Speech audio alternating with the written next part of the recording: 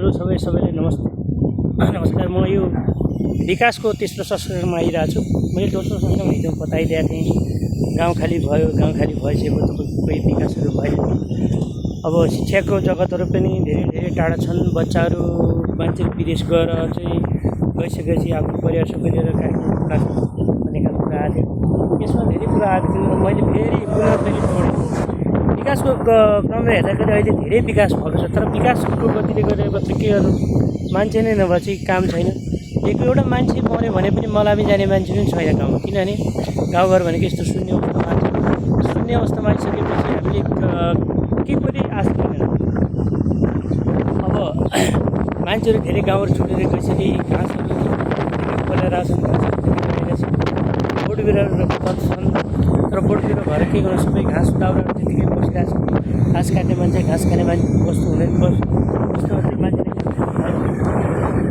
त्यसैले अहिलेको सरकारले वैदेशिक रोजगार तत्काल रोक्नुपर्छ र तत्काल रोकेर गाउँमा मान्छेहरू पठाइदिनुपर्छ र तपाईँको यो मरुभूमि जमिनलाई हरियाली बनाउनुपर्छ। जबसम्म देश यो श्रम रोक्दैन, 125 श्रम रोक्दैन। एमाले काङ्ग्रेस माओवादीले श्रम खोलाएर एकदमै अपराध गरे, किनभने म यो मान्छु।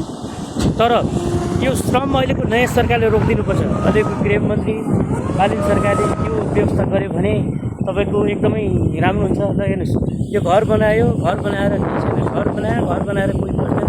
जङ्गलले पुरै ढाकिसकेको छ। यो हरियो जङ्गलले खाइसकेको छ। बिरुवाहरू छैन, घरहरूमा बस्ने मान्छे छैन। बस्ने मान्छे नभइसकेपछि त्यतिकै फोहोर भइरहेछ। यो संरचना मात्र खेर गयो, संरचना बनाए, संरचना भएन। र यी यस्ता मान्छेले चाहिँ अब गाउँ पठाउनु पर्ने हुन्छ।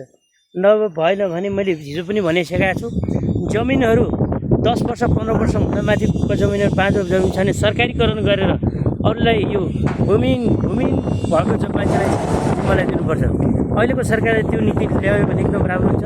र शिक्षा स्वास्थ्यले सुधार गर्नुपर्ने हुन्छ। शिक्षा स्वास्थ्य सुरुवात गर्नलाई पनि हामीले उस गरिराख्नुपर्छ। हामीले भनिराख्दाखेरि धेरै कुराहरू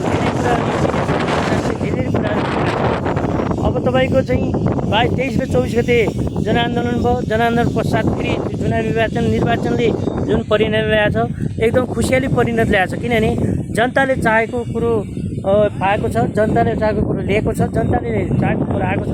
तर जनताले निराश हुने कुरा काम चाहिँ नगर्नुहोस्। किन यो सरकारले म त्यो अनुरोध गर्न चाहन्छु। यो सरकारको नीति नियमलाई एकदमै मैले राम्रो नराम्रो भन्ने मान्छे। त्यसैले म बालिन सरकारलाई पूर्ण समर्थन गर्न चाहन्छु। किनभने राम्रो काम गर्दै जानुहोस्, तपाईँलाई धेरै सहयोग गर्छु। एनसीसी र एसपीपी जस्तो घातक सम्झौतालाई चाहिँ खारेज गरिदिनुहोस्, किनभने यो सम्झौता राम्रो छैन। यो सम्झौताले गर्दाखेरि देशलाई भोलि अनिश्चिततिर लान्छ। यो एनसीसी खारेज गर्नुपर्छ।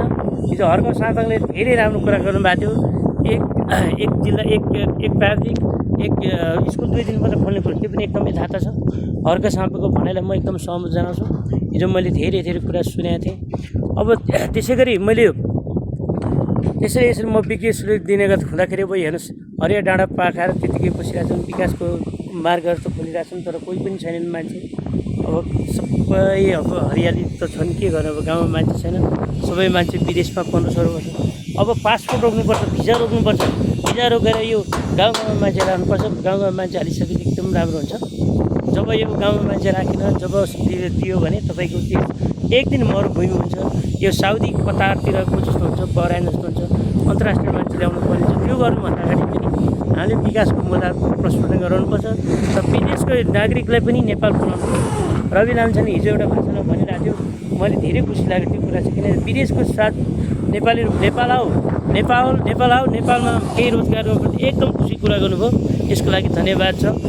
र यी कुराले गर्दाखेरि म धेरै खुसी छु। तर रामबहादुर थापा बादलले चाहिँ टिओबीको कुरा निकाल्दाखेरि हाम्रो गृहमन्त्री सुदन गुरुङले दाँत पिटेको देखेर त्यो चाहिँ मलाई एकदम अचम्म लाग्यो। किनभने उहाँले नगरेको भए, त्यो काम नगरेको भए, आन्दोलन 23 गते आन्दोलन नसकेको भए, तपाईँको 23 गते बच्चाहरू मार्न नआएको भए सायद त्यो कुरो गर्नु हुँदैन थियो होला। किनभने त्यो गर्नु नै एकदम गलत छ।